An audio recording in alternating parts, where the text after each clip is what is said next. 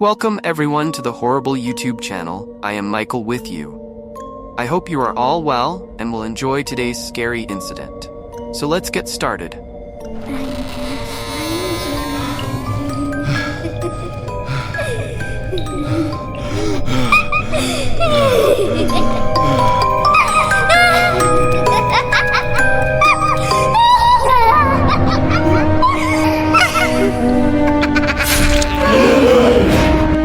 Welcome to Horrible, where nightmares comes alive.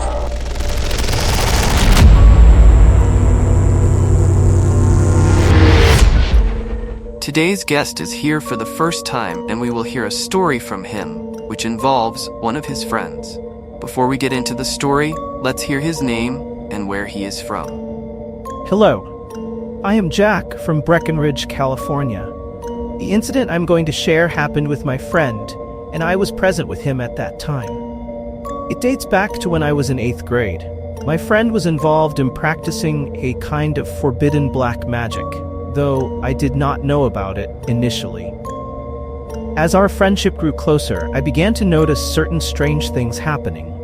For example, if someone argued with him and he spoke something against them, incidents would happen within 10 to 15 seconds that were not normal. When he shared some things with me, and I acted on his instructions, they would also come true in strange ways. At one point, I asked him to take me to his house. He never allowed anyone in, and he always seemed distant from societal norms. When he finally took me to his house, it was a 2-story building with no electrical lighting, only candles and lamps were used. He led me to the room where he practiced his black magic rituals. The entire room was covered with symbols and designs that were far removed from anything in our normal lives.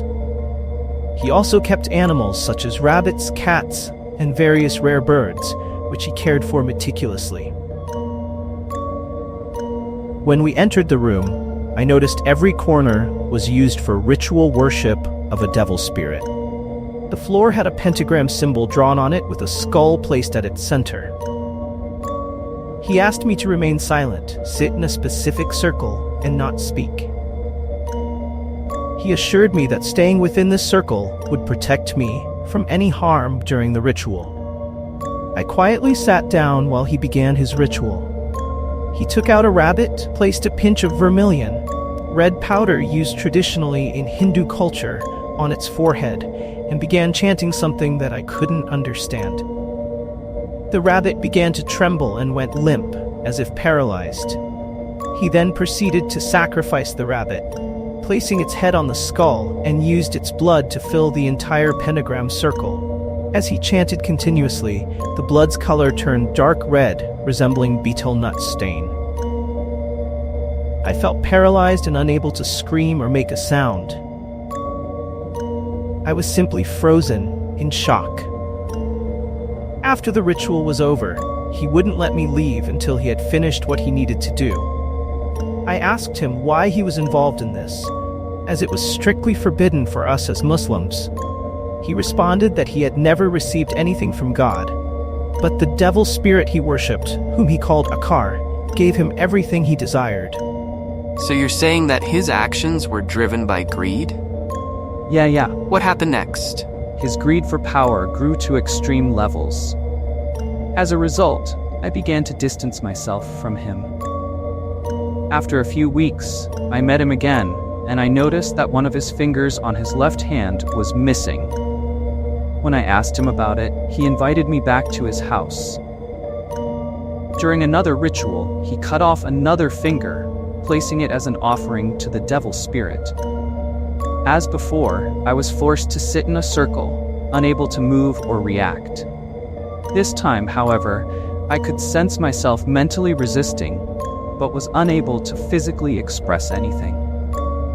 He seemed unaffected, even smiling while cutting his own finger, as if he felt no pain.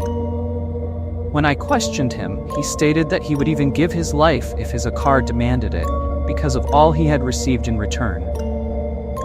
Eventually, I stopped all contact with him for a month.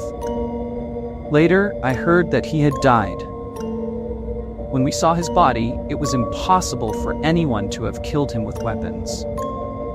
His body was mutilated, with one arm pushed out through his mouth and another out from his body. Did you see the body yourself? Yeah, along with a few other friends.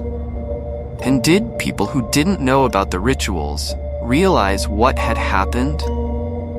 Yeah, once they saw his body, it became clear how he had died. There was no way an ordinary weapon could have caused such injuries.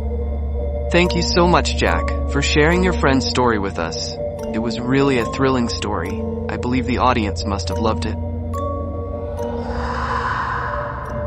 If you find that story interesting but forget to press the subscribe button, beware. The horrible might come in your nightmares and knock your doors for reminding you to subscribe.